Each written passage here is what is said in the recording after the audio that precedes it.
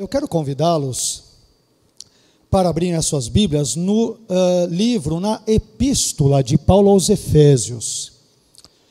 Epístola de Paulo aos Efésios, um texto sobre o qual nós meditamos até há um bom tempo atrás, há meses atrás, mas eu quero retomá-lo aqui, que é o texto conhecido de Efésios no capítulo 1 e nos versículos 3 a 14. Efésios capítulo 1, versículos 3 a 14. Hoje nós vamos falar sobre o tema o Deus Trino em ação. O Deus Trino em ação, a Trindade em ação. É um texto, esse de Efésios, no capítulo 1, versículos 3 a 14, é um texto que nos fala sobre o Deus Pai, o Deus Filho e o Deus Espírito Santo agindo em prol do benefício da igreja de Cristo, agindo de forma graciosa, misericordiosa, benevolente, amorosa e, por que não dizermos, todo-poderosa também. Efésios, no capítulo 1, versículos 3 a 14, talvez haja uma ligeira distinção, muito pequena, da minha tradução para com a sua. Eu coloquei aqui a minha tradução do texto, mas são ligeiras distinções, talvez, quanto à sua tradução em português. Em geral, a tradução é muito parecida.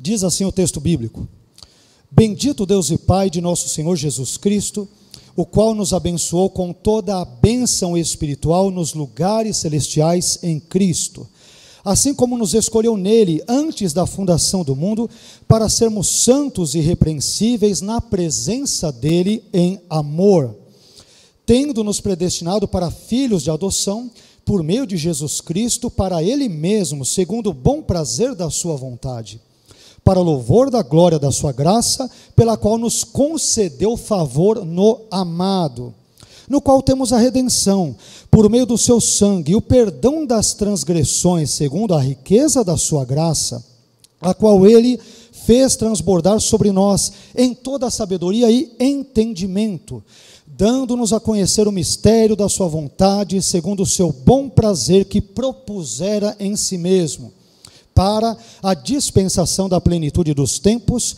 para reunir todas as coisas no Cristo, tanto as que estão nos céus como as que estão na terra nele, no qual também fomos feitos herança, havendo sido predestinados, conforme o propósito daquele que faz todas as coisas segundo o conselho da sua vontade, a fim de sermos para louvor da sua glória, nós, os que primeiro esperamos no Cristo, no qual também vós estáis, tendo ouvido a palavra da verdade, o evangelho da vossa salvação, no qual, tendo também crido, fostes selados com o Espírito Santo da promessa, o qual é a garantia da nossa herança para a redenção desta propriedade, para louvor da sua glória.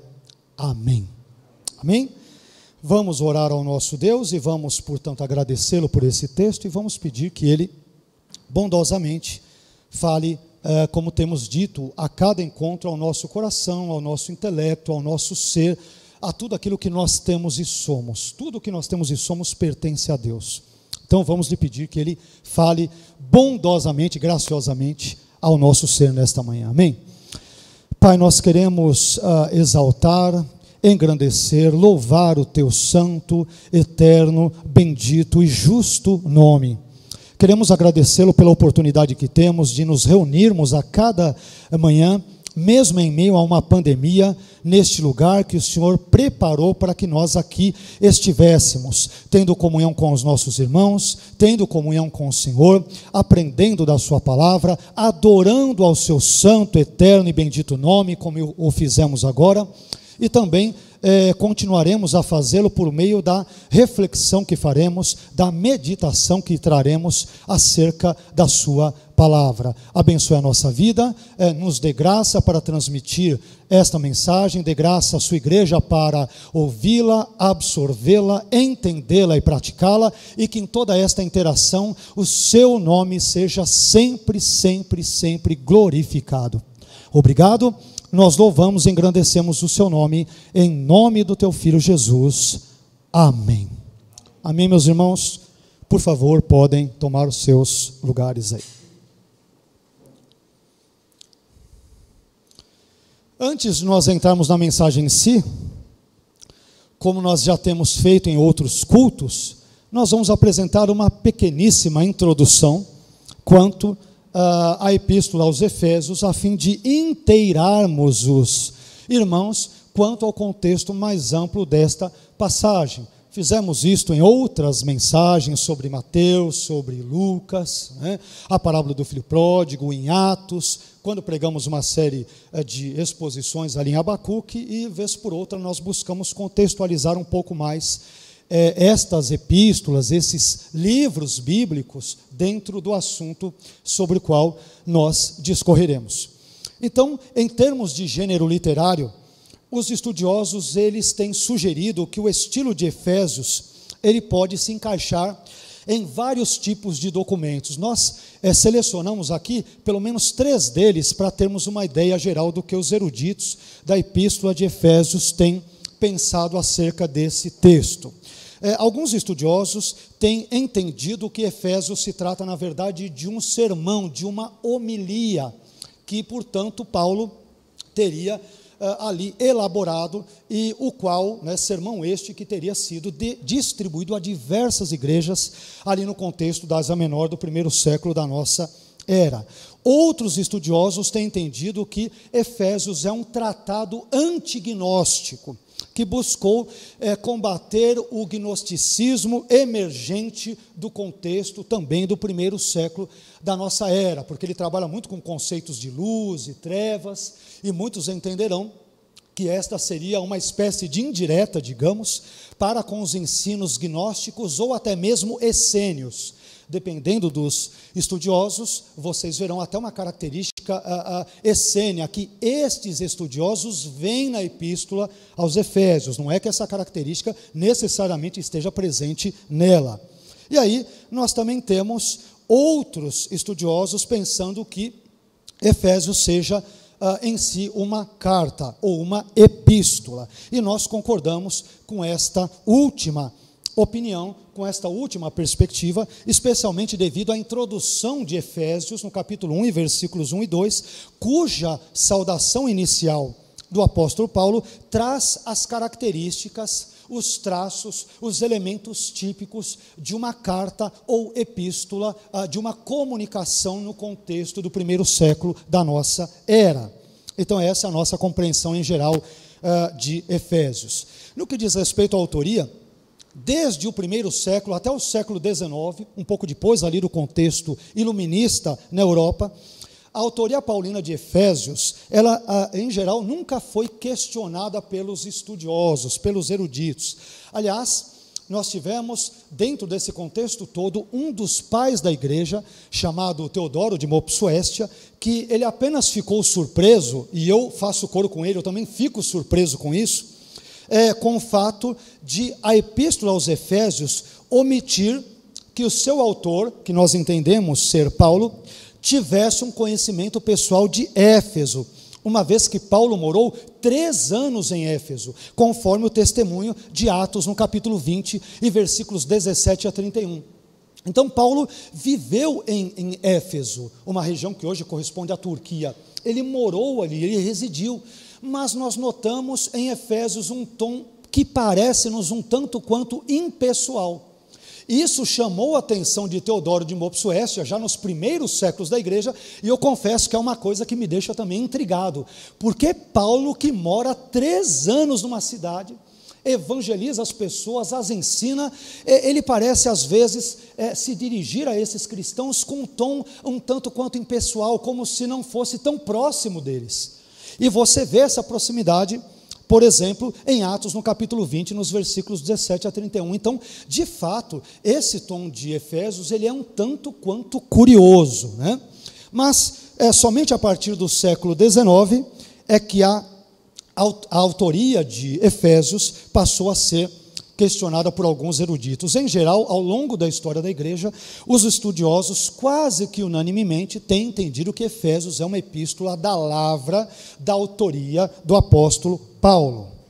Quanto ao local e à data da escrita de Efésios, Entre as várias hipóteses, teorias e conjecturas possíveis, duas hipóteses em especial ganharam mais atenção, mais peso, maior peso por parte dos eruditos. Segundo a primeira hipótese, Efésios foi escrita em Cesareia por volta da década de 50, mais ou menos 55 a 57 depois de Cristo. E de acordo com a segunda hipótese, Efésios foi escrita em Roma, no início da década de 60 do primeiro século, obviamente. Então, uma vez que a carta de Efésios, ou aos Efésios, ela menciona Paulo preso em duas ocasiões, Efésios capítulo 3, versículo 1, e Efésios capítulo 4, versículo 1, então, se estes versículos eles forem compreendidos como uma referência à prisão de Paulo em Roma, logo, Paulo teria escrito Efésios mais ou menos ali entre os anos 60, 61 e 62 depois de Cristo, que é a minha compreensão particular quanto à data desse texto. No que se refere aos destinatários, às pessoas às quais Paulo dirigiu a sua epístola, há muita discussão entre os estudiosos. Uma vez que, por exemplo, a expressão em Éfeso, de Efésios capítulo 1 e versículo 1, ela não ocorre em alguns dos melhores e mais antigos manuscritos gregos da nossa história. Então, a expressão ali, em Éfeso, em grego, que vai dar em Éfeso em português, ela não aparece em manuscritos como o papiro P46, o Códice Sinaítico, o Códice Vaticano, não aparecem estudiosos como Basílio, Orígenes, Tertuliano, entre outros documentos. Então, isto tem feito com que muitos estudiosos compreendessem que Efésios seja uma epístola circular. Ela até pode ter sido escrita originalmente aos cristãos ali de Éfeso, mas como ela tinha ensinamentos muito importantes acerca da vida cristã, é possível que os copistas posteriores pegaram a expressão em Éfeso, apagaram, rasparam e acabaram, portanto, dirigindo aquela epístola às várias igrejas daquele contexto da Ásia Menor do primeiro século. Ok? Então isso é de fato possível. Mas, além disso, no que tange ao propósito, o propósito pelo qual Efésios foi escrita, ou teria sido escrita, os autores também divergem bastante quanto a isso, quanto ao propósito pelo qual Efésios teria sido escrita. Alguns entendem que o propósito de Efésios maior é manter a unidade da igreja de Cristo diante das constantes, importantes e profundas tensões que existiam entre judeus e cristãos já no primeiro século. Havia uma tensão, haviam certas rusgas, haviam certos desentendimentos, certos conflitos. Então Efésios teria sido escrita com esse tipo de propósito. Outros defendem que a epístola tem o propósito de instruir os novos convertidos gentios nos aspectos mais importantes e fundamentais da fé cristã. Nós temos os destinatários de Efésios, se não todos, boa parte deles, oriundos do paganismo. Eles eram idólatras, adoravam a Dionísio, a Baco, a várias outras divindades greco-romanas, só que esse pessoal, essa turma agora está se aproximando de Cristo. Então, como que eles devem ser tratados? Devemos ensinar-lhes os rudimentos, os fundamentos, os aspectos basilares da fé cristã. E, portanto, é por isso que Efésios teria sido escrita, com esse propósito. Um terceiro grupo de estudiosos compreende ainda que a carta foi redigida com a intenção de expor algumas das principais verdades que os cristãos da igreja primitiva, os cristãos da igreja nascente ali no primeiro século, defendiam.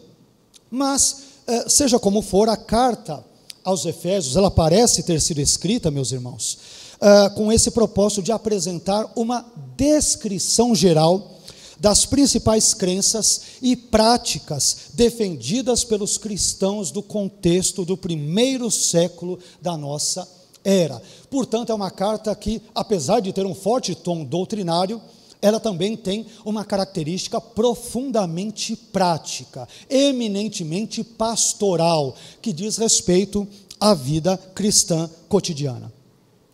Finalmente, em termos de estrutura, nós podemos dividir a epístola aos Efésios, em termos gerais, como nós dissemos já em outras ocasiões, em dois grandes blocos. O primeiro grande bloco, que compreende os capítulos 1 a 3, ele trata de questões mais doutrinárias, mais teológicas, mais relacionadas ao ensino bíblico e teológico. E o segundo bloco, por sua vez, que abrange os capítulos 4 a 6, trata de questões mais práticas, mais cotidianas, mais do dia a dia. Quanto à nossa passagem de Efésios, no capítulo 1, versículos 13 a 14, nós podemos dividi-la em 3 sessões, e em cada uma delas nós podemos identificar claramente cada uma das 3 pessoas da Trindade em ação.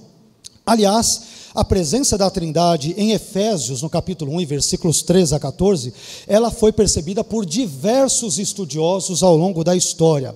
Mas, a título de exemplo e por questão de tempo, eu gostaria de citar apenas 2 deles. O teólogo suíço Markus Barth, ele disse que Efésios capítulo 1, versículos 13 a 14, presume o conceito de Trindade. Já outro teólogo americano, Harold Renner, ele afirma que em Efésios, abre aspas, as bênçãos espirituais são obra das 3 pessoas da Trindade, e as obras da Trindade são a base de todas as bênçãos espirituais de um crente, fecha aspas. Então, é por essa razão que nós decidimos dar a nossa mensagem, o presente tema, o Deus Trino em ação, tendo como base Efésios, no capítulo 1, versículos 13 a 14, Trindade esta em ação que, como disse, foi percebida por diversos estudiosos da epístola aos Efésios ao longo de toda a história cristã. Bem, na primeira sessão, que encontra-se em Efésios capítulo 1, versículos 3 a 6, nós vemos o Pai em ação. Na segunda sessão, que está situada em Efésios 1, versículos 7 a 12, nós encontramos o Filho, Jesus Cristo, em ação. E por fim, na terceira sessão, que está localizada em Efésios 1, versículos 13 a 14, nós nos deparamos finalmente com o Espírito Santo em ação na vida da igreja, na vida dos crentes, a Trindade toda envolvida com o propósito de abençoar a igreja. Desse modo, o Pai, o Filho e o Espírito Santo, isto é, toda a Trindade é retratada nessa passagem, agindo de forma harmônica, como se fosse uma orquestra celestial, digamos, com o propósito de conceder bênçãos graciosas aos cristãos por intermédio da pessoa bendita de Jesus Cristo de Nazaré. Mas vejamos então primeiramente como Efésios capítulo 1, versículos 3 a 6, descreve Deus o Pai em ação. Nós vemos o Deus Pai fazendo 4 coisas importantes neste primeiro bloco, nesta primeira sessão. Em primeiro lugar, Deus o Pai nos abençoa espiritualmente em Cristo. Em segundo lugar, Deus o Pai nos escolheu em Cristo para a salvação e para uma vida piedosa. Em terceiro lugar, Deus o Pai nos predestinou para sermos filhos adotivos em Cristo.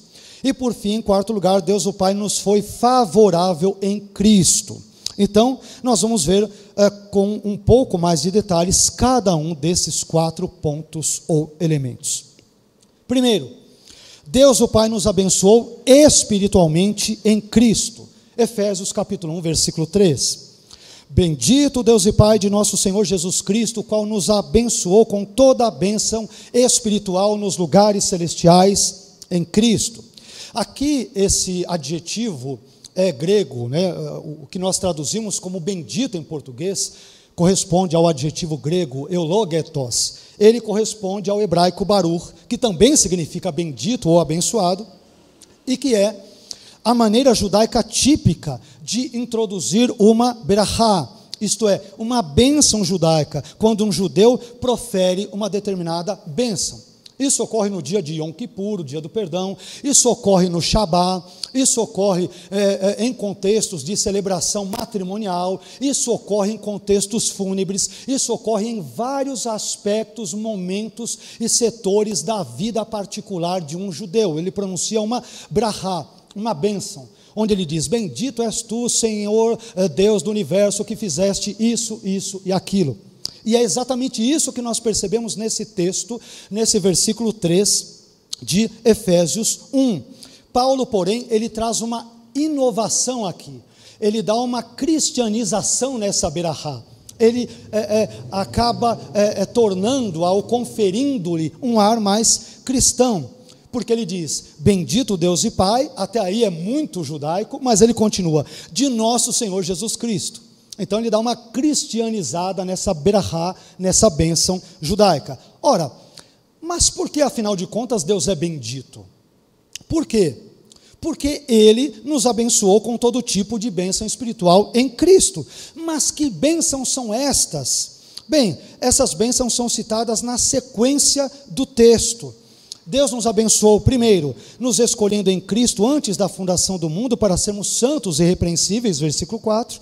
Segundo, nos predestinando para filhos de adoção por meio de Jesus Cristo, versículo 5. Terceiro, nos concedendo favor no amado, isto é, em Cristo, versículo 6. Quarto, nos redimindo por meio do sangue do seu Filho Jesus Cristo, versículo 7. E aí você continua no restante do texto. Então, estas bênçãos espirituais que ele citará na sequência do versículo, todas elas nós cristãos temos em Cristo, por meio de Cristo, por intermédio de Cristo e através de Cristo. Não há verdadeira bênção espiritual na vida de um cristão, a não ser por meio do Senhor Jesus Cristo de Nazaré.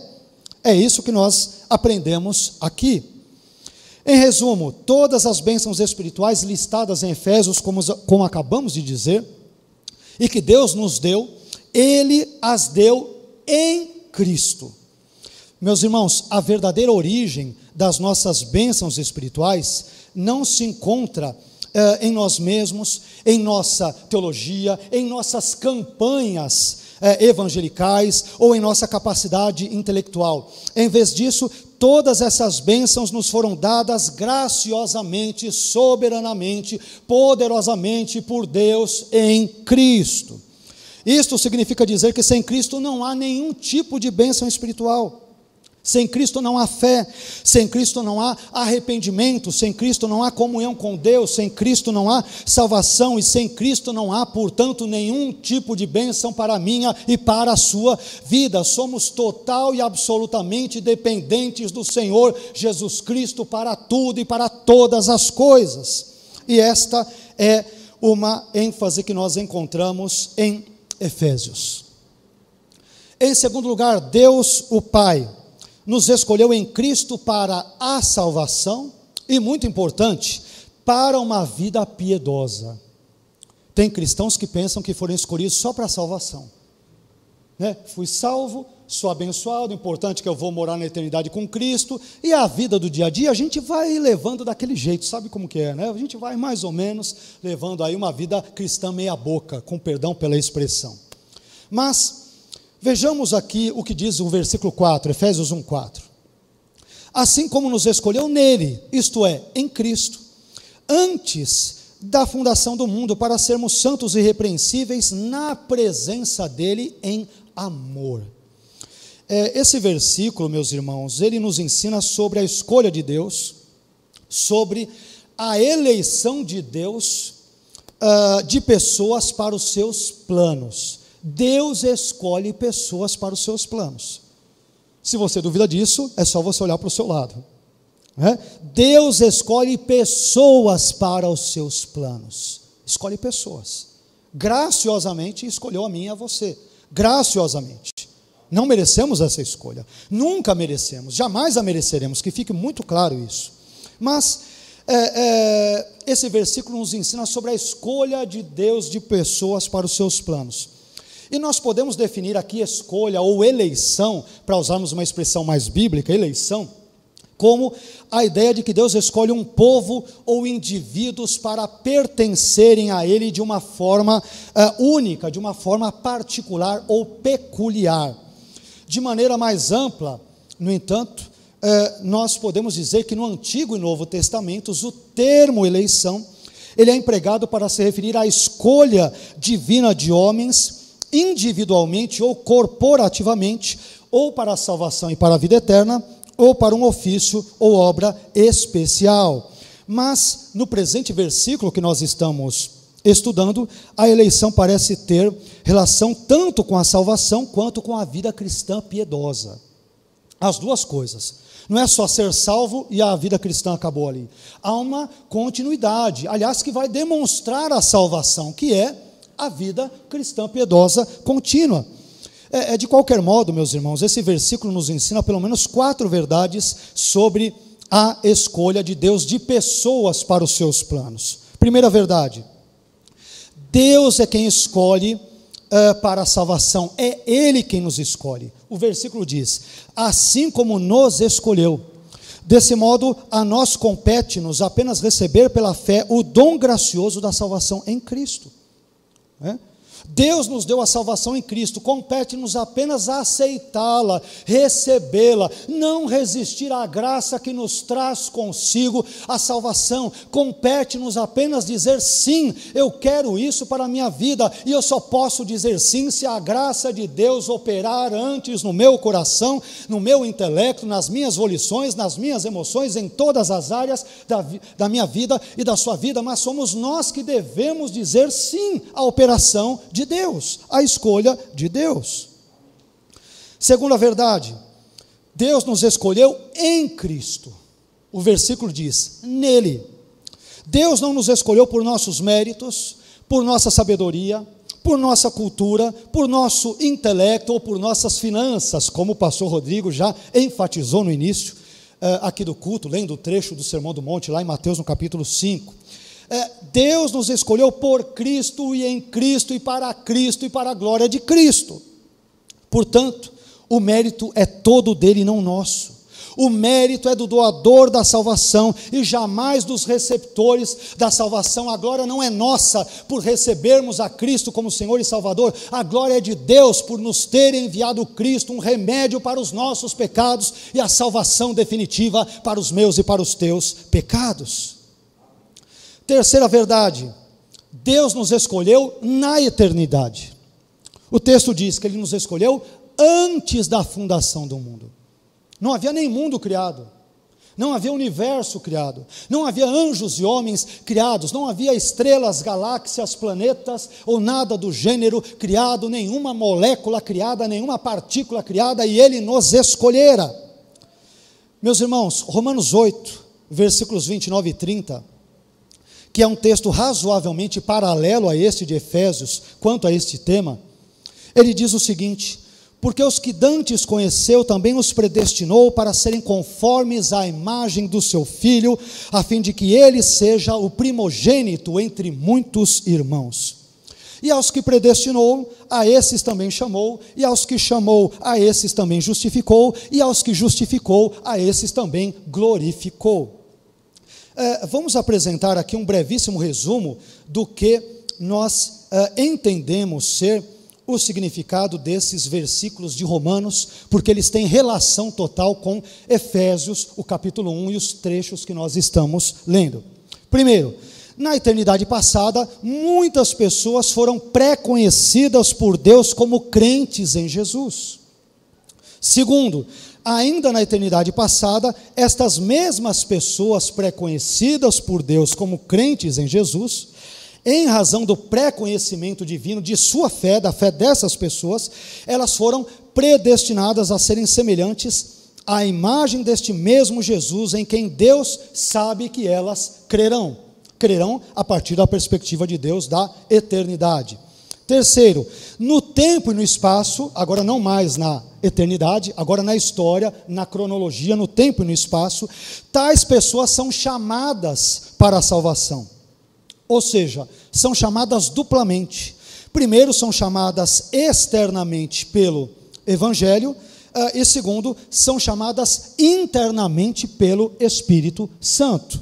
Quarto, a quarta coisa que nós encontramos aqui, ainda no tempo e no espaço, ou seja, na história, quando essas mesmas pessoas que receberam o chamado duplo, quando essas pessoas que receberam o chamado duplo do Evangelho e do Espírito creem em Jesus, elas então são justificadas por meio desta fé em Jesus. E por fim, Em quinto lugar, estas pessoas, ao perseverarem na fé, obviamente com o auxílio da graça, ao longo de suas vidas, elas serão, então, definitivamente salvas. Estágio último este da salvação, que Paulo chama de glorificação. E aí nós encontramos, nesse caso agora, partindo para o final, nesse ponto, uma quarta verdade. Deus nos escolheu para uma vida piedosa. Esse ponto também é importante. Deus nos escolheu para uma vida piedosa. Olha o que diz o texto: para sermos santos e irrepreensíveis na presença dele em amor.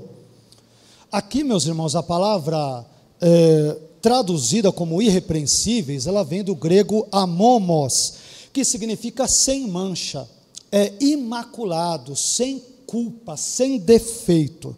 Esse termo ele é curioso porque ele é extraído das páginas do Antigo Testamento, e ele era usado para ausência de defeitos, para referir-se à ausência de defeitos nos animais sacrificiais. Portanto, Paulo está dizendo que Deus nos escolheu em Cristo, não apenas para que sejamos salvos, mas também para que vivamos uma vida santa e pura que o glorifique. Esse ponto, como eu disse agora há pouco, ele é muito importante, pois existem cristãos que pensam o seguinte: bem, se eu já sou salvo, então eu estou no lucro, agora é só aguardar Jesus voltar, eu já estou salvo mesmo, já está tudo garantido, o passaporte está carimbado, eu já creio em Jesus, a vida eterna está assegurada. Mas Paulo rebate esse tipo de pensamento, como que dizendo, parafraseando: não basta estarmos satisfeitos com a nossa salvação. Esse é um cristianismo raso, meus irmãos. Nós temos que viver, além disso, de forma condizente com a vida de pessoas salvas, porque Paulo diz que Deus nos escolheu para sermos santos e irrepreensíveis. Não é para, fui salvo, criei em Cristo, acabou tudo por aí. Não, é para nós sermos continuamente pessoas santas e irrepreensíveis, lembrando aos irmãos e a mim também que sem santificação ninguém verá o Senhor. Amém? Então, cuidado com essa vida cristã rasa. Um dia eu já entreguei minha vida a Cristo, eu fui batizado, eu desci as águas, então está mais do que suficiente. Meu irmão, não se resuma esse cristianismo, se é que podemos chamá-lo de cristianismo, muito raso, muito não bíblico, e muito egoísta. Quer dizer, nada bíblico, eu estou salvo e o resto continua. Não, eu tenho que viver uma vida condizente com a de um salvo. Deus nos chamou em Cristo para sermos santos e irrepreensíveis. Ok? Portanto, não se esqueça de que Deus o Pai nos escolheu em Cristo para a salvação e para uma vida piedosa que acompanha, que demonstra, que clarifica, exemplifica esta salvação. Em terceiro lugar, Deus o Pai, a terceira ação do Pai nesse texto, Deus o Pai nos predestinou para sermos filhos adotivos em Cristo. Versículo 5. Tendo-nos predestinado para filhos de adoção por meio de Jesus Cristo, para Ele mesmo, segundo o bom prazer da sua vontade. O termo predestinação, ou predestinado, para sermos mais precisos, usado por Paulo aqui, ele vem do verbo grego prorizo, que significa pré-ordenar, predestinar. A predestinação, no que diz respeito à salvação, é o nome dado à decisão de Deus de escolher quem será salvo e quem estará perdido. Até isso sou muito calvinista, calma, que isso aqui é só a primeira parte, vírgula. Só que a maneira como se entende esta decisão divina diferirá de teólogo para teólogo. Bom, pastor, então tá bom. Alguns teólogos, meus irmãos, eles creem apenas em uma única predestinação positiva, isto é, Deus escolhe apenas os que serão salvos, enquanto que Ele deixa os demais pecadores morrerem em seus pecados e irem direto para o inferno. Muitos teólogos, diga-se de passagem, calvinistas, defendem esta perspectiva. Outros teólogos, também calvinistas, acreditam em uma dupla predestinação, ou seja, Deus na eternidade passada, ou desde a eternidade passada, escolheu uma parte da humanidade caída para salvar, e a outra parte dessa humanidade caída para perecer no inferno. Ele não apenas omite aquilo ou passa por cima, ele escolhe positivamente que certas pessoas vão para o inferno. É a chamada dupla predestinação ou predestinação rígida do calvinismo. Então, estas duas propostas são defendidas em maior ou menor grau e com ligeiras variações pelos nossos irmãos calvinistas. Por fim, outros teólogos e cristãos compreendem que Deus predestina as pessoas para a salvação com base na sua presciência da fé.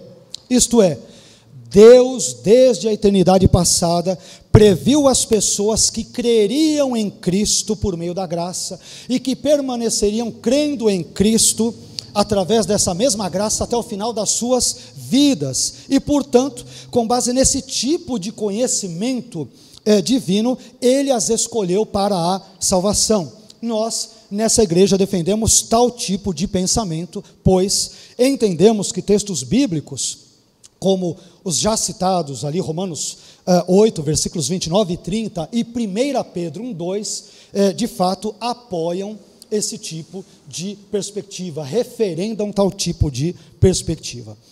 Portanto, meus irmãos, seguindo esse raciocínio, aqueles que foram predestinados para filhos de adoção por meio de Jesus Cristo, são aqueles cuja fé em Cristo foi prevista por Deus desde a eternidade passada. Esses crentes em Cristo, por causa de sua fé em Cristo, foram adotados, portanto, por Deus.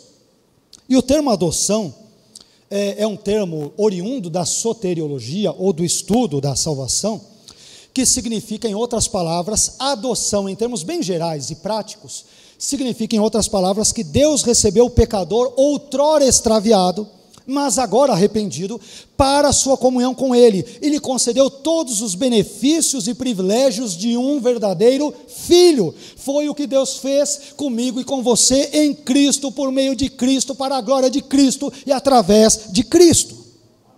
Aliás, em Romanos 8,15, Paulo irá nos dar uma breve, mas ao mesmo tempo belíssima descrição desta adoção. Muito breve.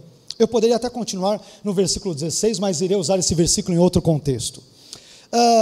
Então, Paulo em Romanos 8,15, olha o que ele diz: porque não recebestes o espírito de escravidão, para outra vez estardes em temor, mas recebestes o espírito de adoção de filhos, pelo qual clamamos, Abba, Pai. Paulo diz que quando não tínhamos Cristo em nossa vida, vivíamos com medo, mas agora que Cristo é o nosso Senhor e Salvador, nós não tememos mais, mas desfrutamos dos benefícios e privilégios de filhos e filhas de Deus, lavadas no sangue precioso do Cordeiro. Outrora não éramos filhos, mas pela graça de Deus nos tornamos filhos. Ele nos salvou e nos abençoou com todas as bênçãos espirituais nos lugares celestiais em Cristo, e a maior de todas essas bênçãos é a salvação eterna, minha e sua, de todos aqueles que pela graça se arrependerem e crerem em Cristo. Em quarto lugar, Deus o Pai nos foi favorável em Cristo. O versículo 6 de Efésios 1 diz: para louvor da glória da sua graça, pela qual nos concedeu favor no amado. Deus nos concedeu favor no amado. O amado aqui é Cristo. Perceba que tudo nesse trecho de Efésios capítulo 1, versículos 3 a 14, ocorre em Cristo. Esse trecho ele é muito cristocêntrico, apesar de realçar a Trindade, que fique claro, ele é muito cristocêntrico. Somos salvos em Cristo, abençoados em Cristo, redimidos em Cristo, perdoados em Cristo, estamos em Cristo, meus irmãos. Encaramos o fato, não existe verdadeira bênção sem Cristo. Ele que nos disse isso: sem mim, disse Jesus, nada podeis fazer. Todas as coisas gravitam e giram em torno dele, tudo é dele, por ele e para ele. Paulo termina as suas 4 descrições das ações do Pai, dizendo que todas as bênçãos que nós recebemos dele, isto é, de Deus, nos foram concedidas graciosamente, como nós mencionamos, em Cristo, isto é, no amado. Paulo diz que Deus, o Pai, nos concedeu favor no amado. Deus foi gracioso para conosco através do seu Filho, Jesus Cristo. Como nós já dissemos também em outros contextos, dentro dessa ideia de graça, a graça, meus irmãos, é mais do que favor imerecido. Se você alimenta um mendigo que te chama, isso é favor imerecido, mas dificilmente é graça. Mas suponha que depois de um mendigo roubá-lo, então você o alimente. Isto seria graça. Graça, então, é o favor demonstrado onde há demérito positivo naquele que o recebe. É nesse sentido, portanto, que nós entendemos que Deus foi gracioso para comigo e para com você em Cristo. Os nossos pecados levaram Jesus à cruz, mas como Deus agiu para conosco diante desses pecados? Ele nos perdoou pela graça mediante a fé em Cristo, em seu Filho Jesus Cristo. Bom, mas tendo falado em primeiro lugar sobre Deus o Pai em ação, vejamos agora Deus o Filho, isto é, Jesus Cristo em ação. Nós observamos em Efésios no capítulo 1 e versículos 7 a 12, Deus o Filho fazendo pelo menos 3 coisas nesta segunda sessão, pelo menos 3 coisas. Outros estudiosos elencam outros pontos, nós queremos ressaltar pelo menos 3, mas poderíamos ter escolhido mais. Primeiro, Deus o Filho nos redimiu com o seu sangue. Segundo, Deus o Filho nos revelou o mistério da vontade divina.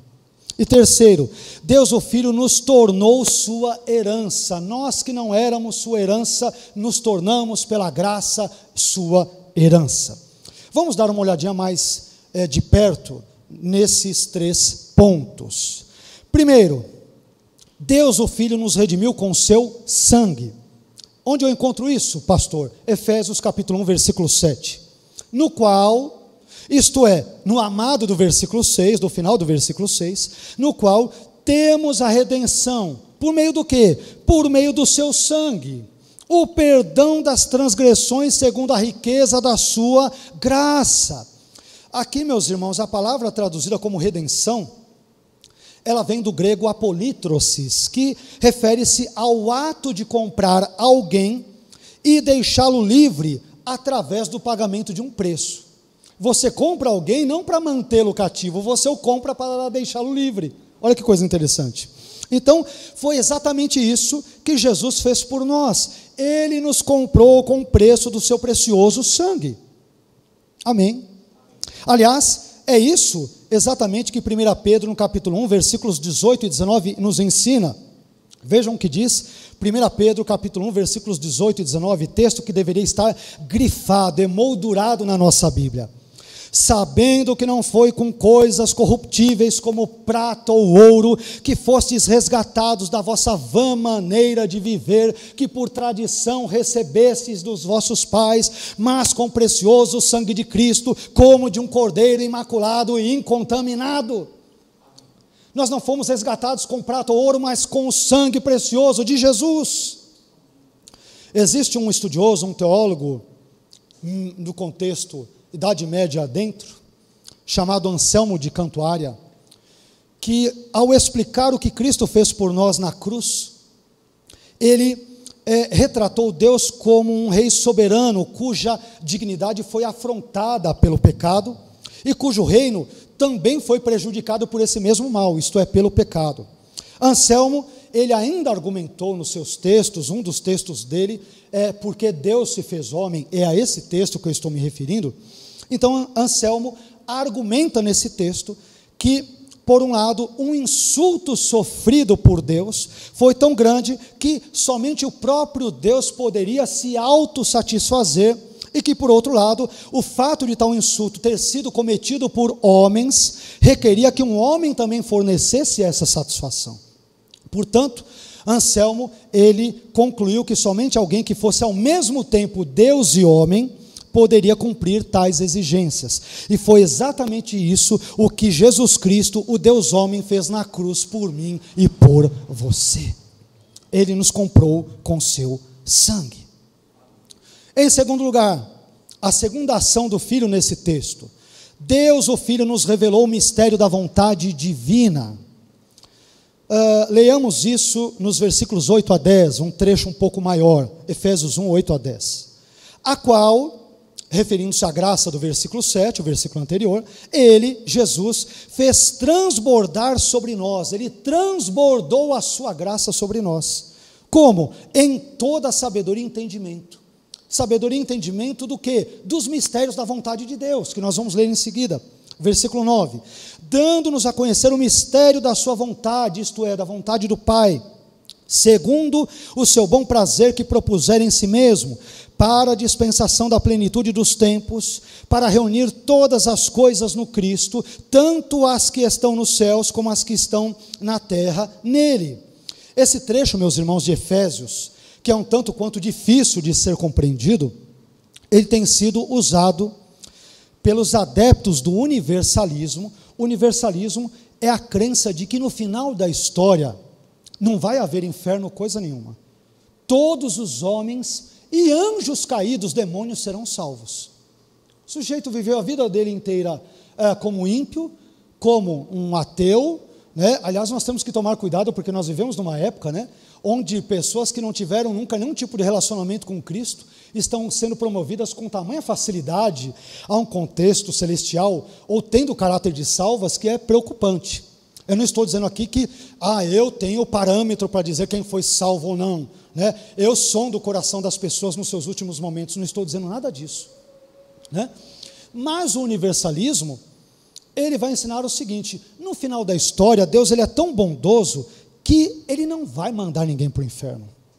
Ele vai perdoar as pessoas. Satanás será perdoado, os demônios serão perdoados, Hitler será perdoado, os mais ímpios e descrentes, incrédulos da história, eles serão perdoados. Então não vai haver essa coisa de inferno ou tormento eterno, coisa nenhuma. É o tal do universalismo.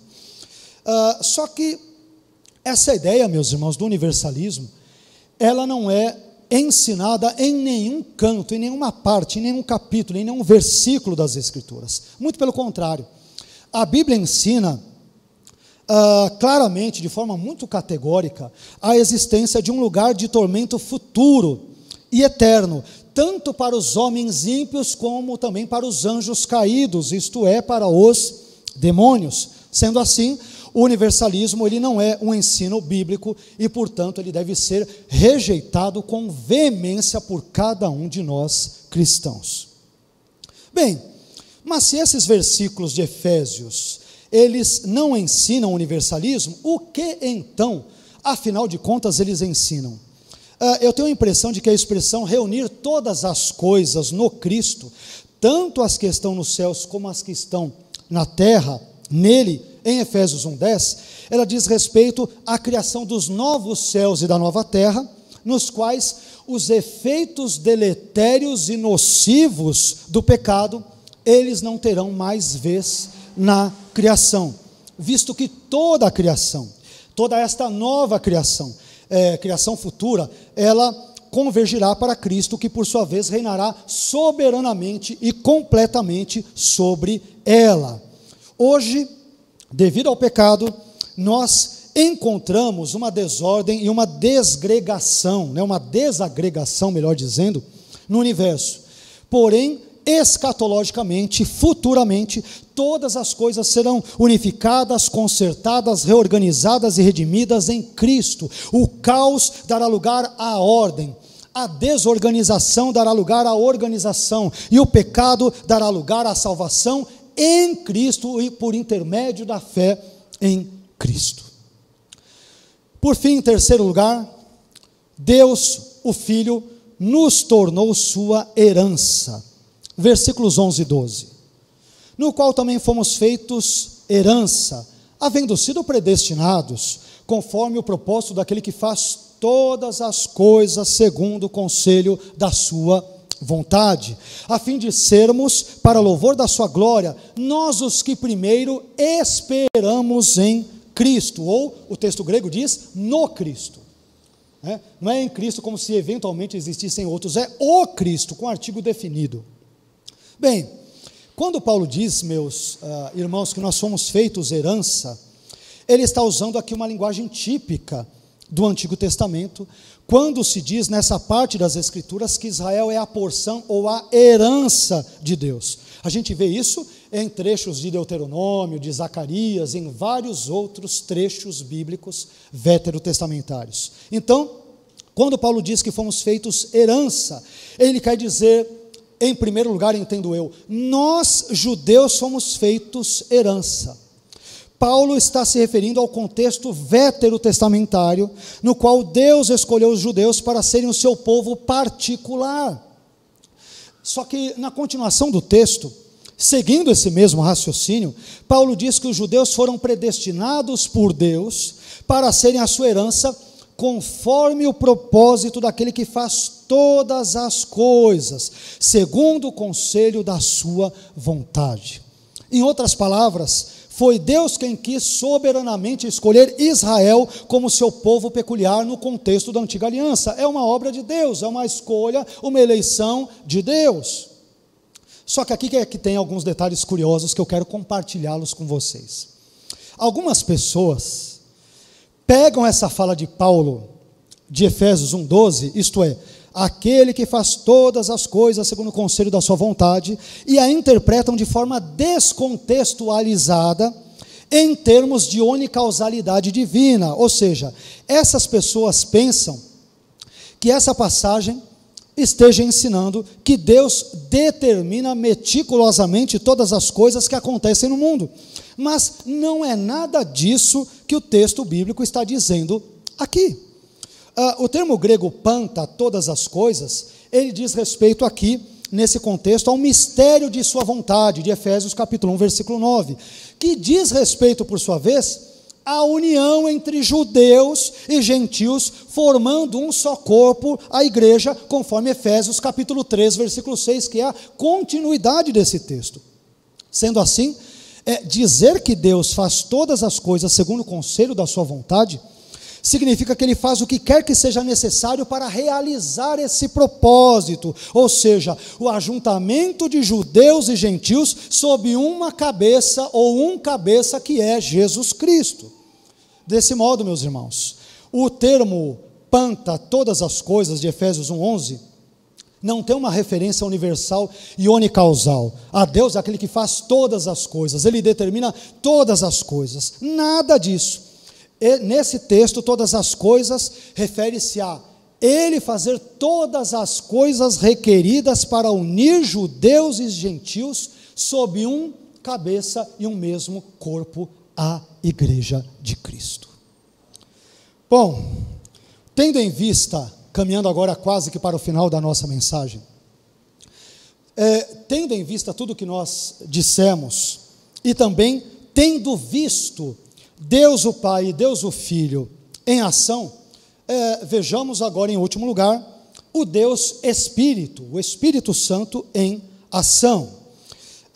Nós observamos em Efésios, no capítulo 1, versículos 13 e 14, a última sessão da nossa mensagem, nós observamos Deus, o Espírito, fazendo ao menos, pelo menos duas coisas, executando duas ações, realizando duas ações, nesta terceira e última sessão desta passagem bíblica de Efésios capítulo 1, versículos 13 a 14. Primeiro, Deus, o Espírito, nos selou, Efésios 1:13. E segundo, Deus, o Espírito, nos garantiu a nossa herança, conforme Efésios 1:14. Vejamos esses dois pontos também um pouquinho mais de perto. Primeiro, Deus, o Espírito, nos selou, versículo 13, no qual, isto é, em Cristo, também vós estáis, tendo ouvido a palavra da verdade, prestem muito atenção nisso, o evangelho da vossa salvação, no qual, tendo também crido no evangelho, fostes selados com o Espírito Santo da promessa. Neste versículo, Paulo, de forma muito instrutiva e breve, ele nos ensina como nós somos salvos. Você quer saber como nós somos salvos? Está aqui em Efésios 1:13, um resumo, é óbvio, né? Primeiro, nós ouvimos a palavra da verdade, o evangelho da nossa salvação, é o que está acontecendo aqui. Paulo vai dizer em outro contexto, em Romanos capítulo 10, que a fé vem pelo ouvir e ouvir pela palavra. Então, quando nós ouvimos a palavra de Deus, quando somos expostos à palavra de Deus, olha como é importante ouvir a pregação. Deus instrumentaliza a palavra para gerar fé, esperança e confiança nos nossos corações. O que gera fé não é o governo, não é se a direita ou a esquerda assumirá o poder, não é se haverá uma mudança na economia, não é se a pandemia vai durar mais meses ou vai acabar. O que gera fé é a palavra de Deus, que produz fé no nosso coração e nos permite confiar profundamente em Deus e na palavra de Deus. Isso é obra da palavra de Deus. Segundo, quando nós cremos no Evangelho, nesse Evangelho que nós ouvimos, nós então passamos a estar em Cristo, ou seja, nós nos tornamos cristãos. Terceiro, quando nós então passamos a estar em Cristo, não é isso? O Espírito Santo da promessa, isto é, o Espírito Santo prometido no Antigo Testamento, e o Espírito Santo também prometido àqueles que creem em Cristo, ele passa a habitar em nós. Passamos a ser morada de Deus, templo de Deus, casa de Deus, habitação de Deus. E ao fazê-lo, o Espírito Santo na linguagem paulina, na linguagem do primeiro século da antiguidade, ele nos sela. Meus irmãos, na antiguidade, o selo, ele desempenhava pelo menos 3 principais papéis, 3 principais funções, 3 principais aspectos, para entendermos o que Paulo diz aqui. Primeiro, o selo indicava pertencimento. Primeiro, o selo indicava pertencimento. Um objeto selado significava que ele tinha um dono, que ele pertencia a alguém.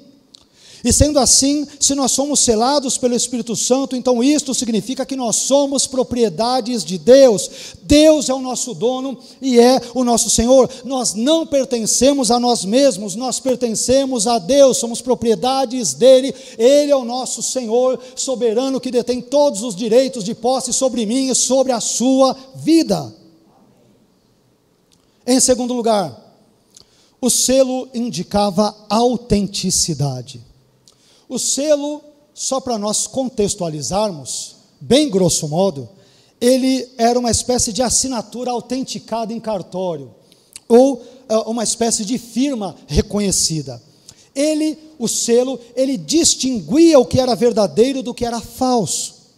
E desse modo, se nós temos o selo do Espírito Santo em nossa vida, então isto quer dizer que nós somos realmente filhos e filhas de Deus. Em Romanos 8,16, Paulo diz que o próprio Espírito testifica com o nosso Espírito que somos filhos de Deus. É obra do Espírito em nossas vidas, no interior delas. Por fim, em terceiro lugar, o selo indicava inviolabilidade. Em terceiro lugar, o selo indicava inviolabilidade. A presença intacta do selo sobre um determinado objeto significava que aquele objeto havia sido transportado de forma apropriada e segura até o seu destino. Meus irmãos, o cristão genuíno, ele é semelhante a uma encomenda. Ele já foi embalado e selado, e no presente momento, ele aguarda apenas o translado para o seu destino, que é a eternidade com Cristo. Creia nisso, confie nisso, anseie por isso, e se apegue a isso. Finalmente, em segundo lugar, a segunda e última obra do Deus Espírito em ação nesse texto, aparece no versículo 14.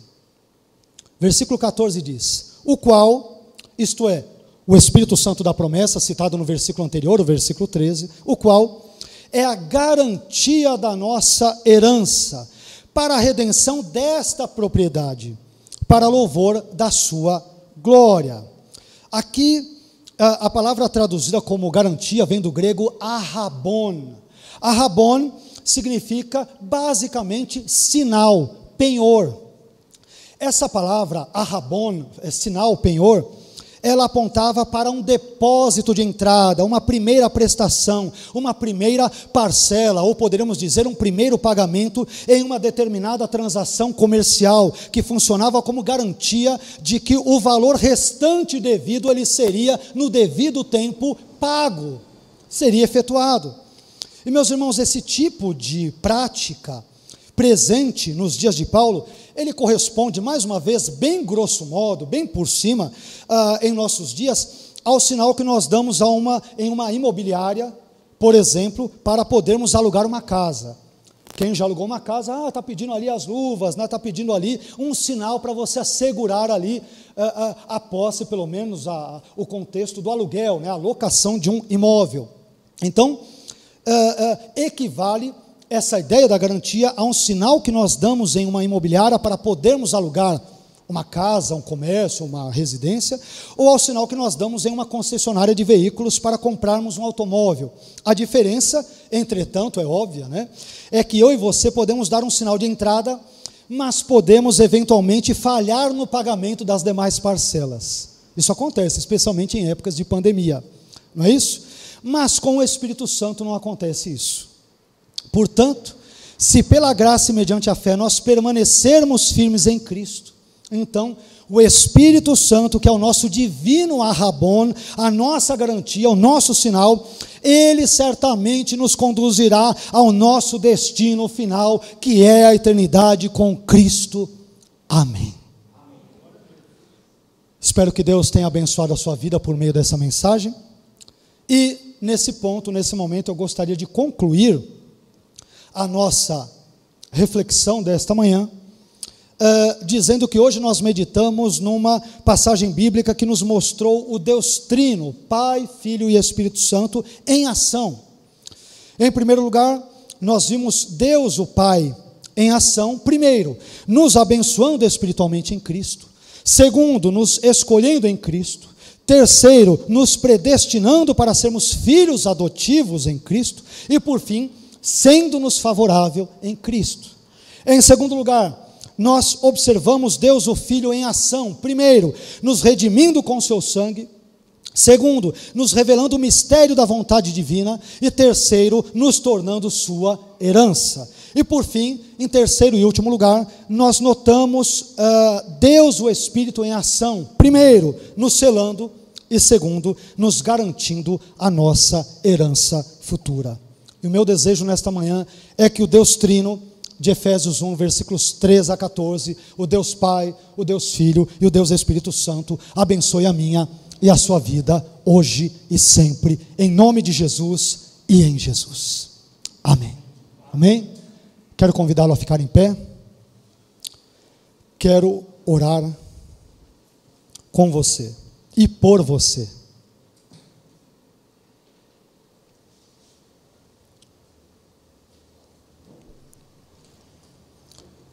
Esse texto nos mostra Deus em ação, o Deus Trino em ação.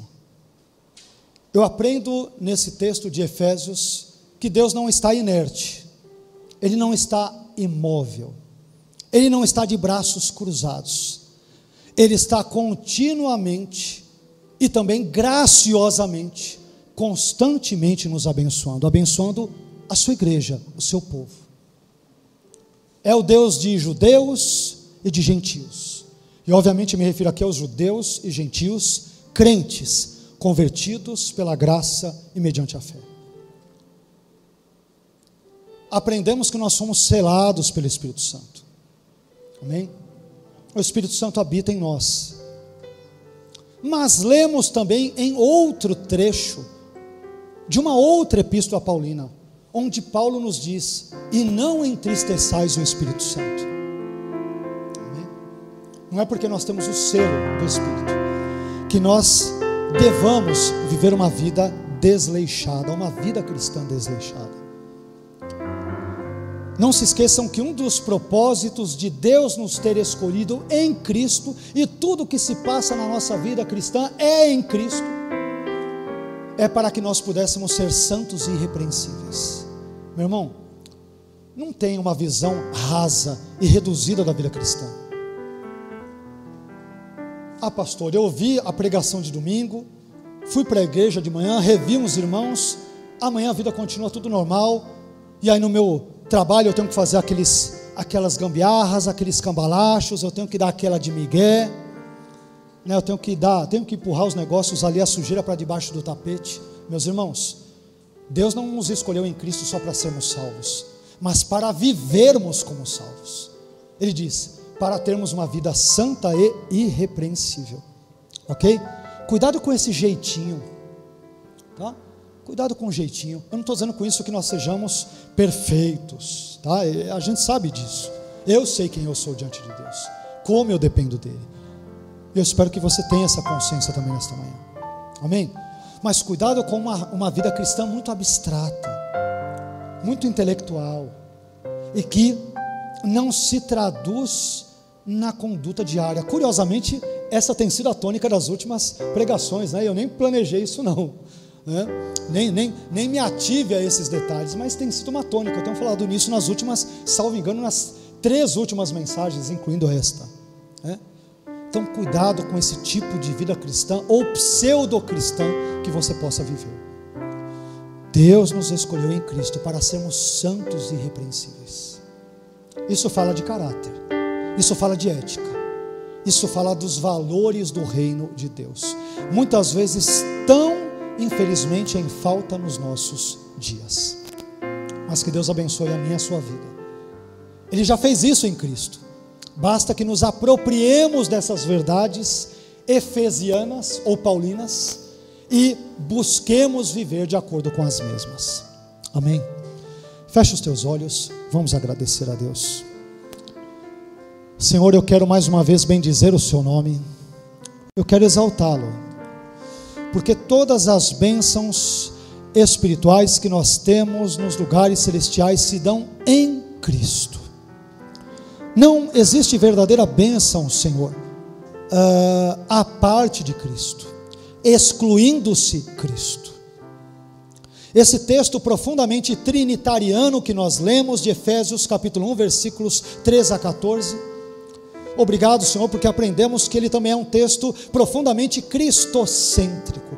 Nenhum tipo de bênção teríamos se não fossem nos dada em Cristo, se tais bênçãos não nos fossem dadas em Cristo. Perdoe, Senhor, os nossos pecados nesta manhã e ajude-nos, por mais difícil que isso seja, a vivermos uma vida santa e irrepreensível diante de Ti, uma vida que Te agrada, uma vida que Te glorifica, uma vida, Senhor, onde de fato, como nós temos dito também em outras ocasiões, onde as pessoas nos vejam como sal da terra e luz do mundo. Ajude-nos, ó Senhor, a termos uma vida santa e irrepreensível diante de Ti. Nós Te bendizemos, Senhor, Te adoramos, nós magnificamos o Seu nome, Te adoramos por todas essas bênçãos que nos foram concedidas graciosamente em Cristo, e somente por intermédio e por causa de Cristo. Te louvamos e Te bendizemos, em nome e para a glória do Seu Filho Jesus Cristo. Amém. Que Deus Te abençoe, em nome de Jesus. Amém? Vamos nos assentar um pouquinho, por favor.